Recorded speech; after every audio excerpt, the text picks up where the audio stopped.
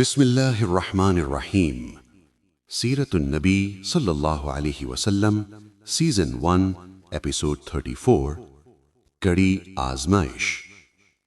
مکہ کی وادی، خانہ کعبہ کے سائے اور حق و باطل کے درمیان ایک ایسی کشمکش جس نے تاریخ انسانیت کا رخ موڑ دیا۔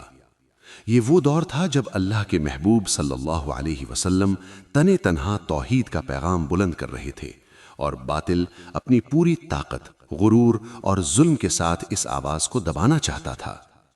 کبھی سجدے کی حالت میں اوجھڑی ڈال دی جاتی ہے، کبھی زبان دراز گالیاں، کبھی دھمکیاں، کبھی سازشیں اور کبھی جان لینے کی کوششیں۔ ابو جہل کا تکبر، ابو لہب کی دشمنی، ام جمیل کی ایذا رسانی اور قریش کے قہقہے، سب کچھ اس قسط میں ہمارے سامنے آتا ہے۔ لیکن اس اندھیرے میں بھی اللہ کی نصرت کے چراغ جل رہے تھے۔ فرشتوں کا پہرا، دعاؤں کی قبولیت، مظلوم نبی صلی اللہ علیہ وسلم کا صبر اور انجام بد جو خود ظالموں کا مقدر بنا۔ یہ قسط صرف واقعات کا بیان نہیں، یہ صبر، استقامت اور یقین کی وہ داستان ہے جو ہر دور کے اہل ایمان کو یہ سکھاتی ہے کہ حق وقتی طور پر دب تو سکتا ہے مگر مٹایا نہیں جا سکتا۔ آئیے سیرت رسول صلی اللہ علیہ وسلم کی اس دردناک مگر ایمان افروز قسط میں داخل ہوتے ہیں، جہاں آزمائشیں بھی ہیں اور رب کی نصرت بھی۔ ایک روز حضور نبی کریم صلی اللہ علیہ وسلم خانہ کعبہ میں نماز پڑھ رہے تھے کہ ابو جہل آپ کے پاس آیا اور بولا، کیا میں نے آپ کو اس سے منع نہیں کیا تھا؟ آپ جانتے نہیں میں سب سے بڑے گروہ والا ہوں۔ اس پر سورۃ العلق کی آیت 17-18 نازل ہوئیں۔ ترجمہ: سو یہ اپنے گروہ کے لوگوں کو بلا لے، اگر اس نے ایسا کیا تو ہم بھی دوزخ کے پیادوں کو بلا لیں گے۔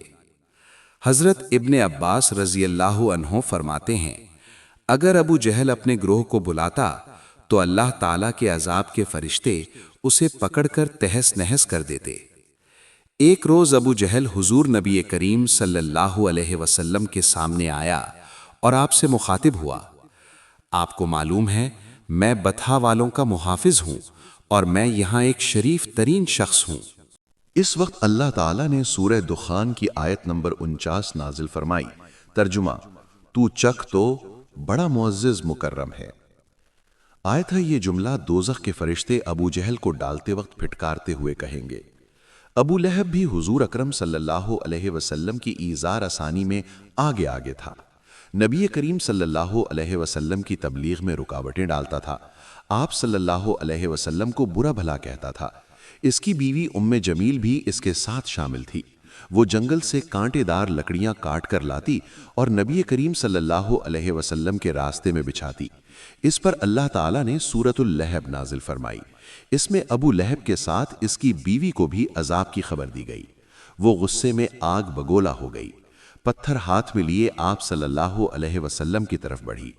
اس وقت آپ صلی اللہ علیہ وسلم کے ساتھ ابو بکر صدیق رضی اللہ عنہ تھے۔ انہوں نے ابو لہب کی بیوی کو آتے دیکھا تو فرمایا، اللہ کے رسول، یہ عورت بہت زبان دراز ہے، اگر آپ یہاں ٹھہرے تو اس کی بدزبانی سے آپ کو تکلیف پہنچے گی۔ ان کی بات سن کر حضور نبی کریم صلی اللہ علیہ وسلم نے فرمایا، ابو بکر فکر نہ کرو، وہ مجھے نہ دیکھ سکے گی۔ اتنے میں ام جمیل نزدیک پہنچ گئی، اسے وہاں صرف ابو بکر صدیق رضی اللہ عنہ نظر آئے۔ وہ آتے ہی بولی، ابو بکر تمہارے دوست نے مجھے ذلیل کیا ہے، کہاں ہے تمہارا دوست جو شعر پڑھتا ہے؟ ابو بکر بولے، کیا تمہیں میرے ساتھ کوئی نظر آ رہا ہے؟ کیوں، کیا بات ہے؟ مجھے تو تمہارے ساتھ کوئی نظر نہیں آ رہا۔ انہوں نے پوچھا، تم ان کے ساتھ کیا کرنا چاہتی ہو؟ جواب میں اس نے کہا، میں یہ پتھر اس کے منہ پر مارنا چاہتی ہوں، اس نے میری شان میں نازیبا شعر کہے ہیں۔ وہ سورۃ اللہب کی آیات کو شعر سمجھ رہی تھی۔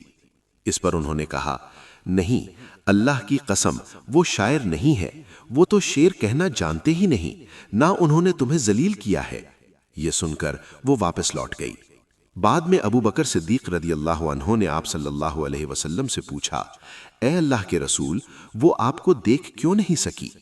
آپ نے ارشاد فرمایا، ایک فرشتے نے مجھے اپنے پروں میں چھپا لیا تھا۔ ایک روایت کے مطابق آپ نے یہ جواب ارشاد فرمایا تھا، میرے اور اس کے درمیان ایک آڑ پیدا کر دی گئی تھی۔ ابو لہب کے ایک بیٹے کا نام عتبہ تھا اور دوسرے کا نام عتیبہ تھا۔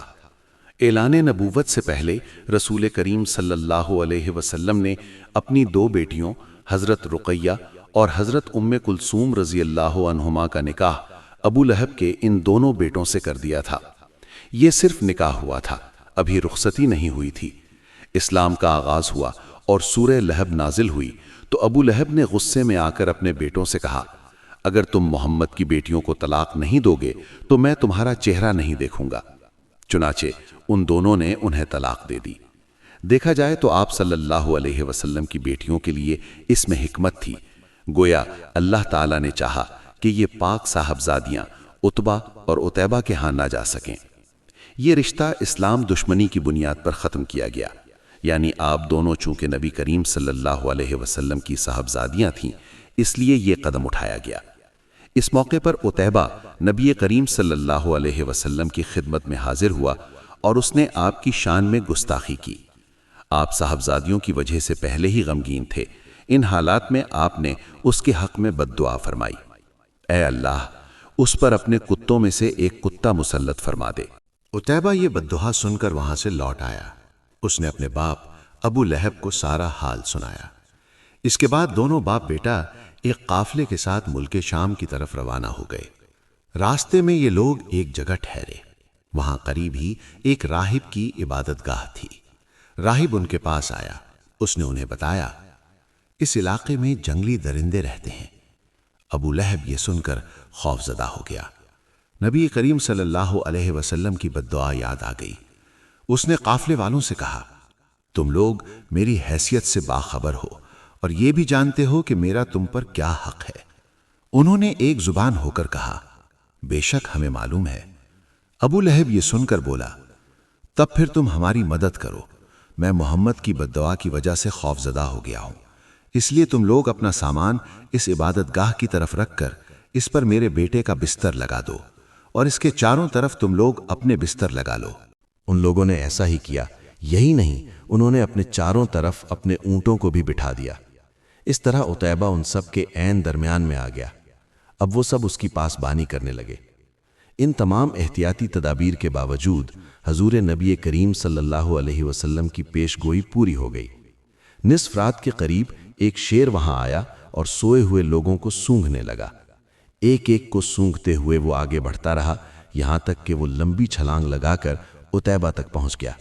بس پھر کیا تھا، اس نے اسے چیر پھاڑ کر ہلاک کر ڈالا۔ تکالیف پہنچانے کا ایک اور واقعہ اس طرح پیش آیا کہ ایک روز آپ صلی اللہ علیہ وسلم مسجد الحرام میں نماز پڑھ رہے تھے۔ قریب ہی کچھ جانور ذبح کیے گئے تھے۔ وہ لوگ اپنے بتوں کے نام پر قربانی کرتے تھے۔ ان جانوروں کی ایک اوجھڑی ابھی تک وہیں پڑی تھی۔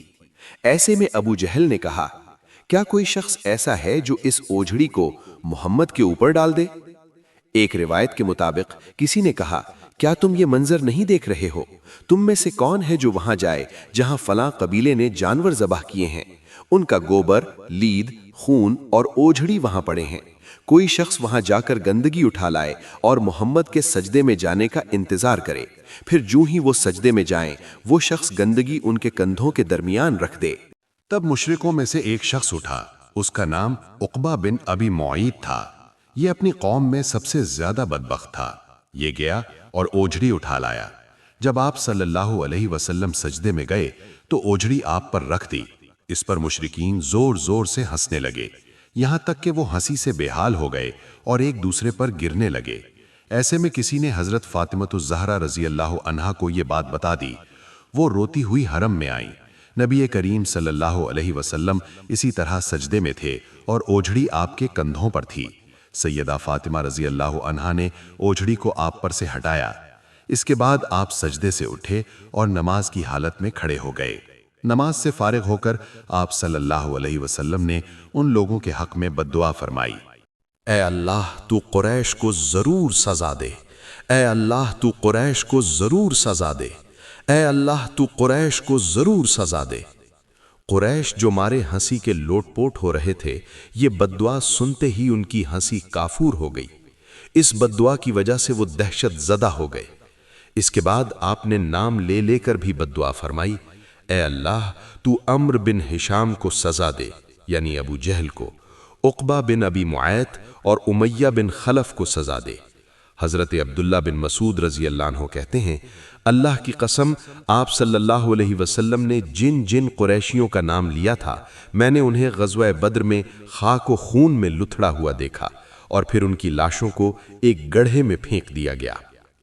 اسی طرح کا ایک واقعہ حضرت عثمان غنی رضی اللہ عنہ نے اس طرح بیان فرمایا ہے، ایک روز نبی کریم صلی اللہ علیہ وسلم طواف فرما رہے تھے، اس وقت آپ کا ہاتھ حضرت ابو بکر رضی اللہ عنہ کے ہاتھ میں تھا۔ حجر اسود کے پاس 3 آدمی بیٹھے تھے۔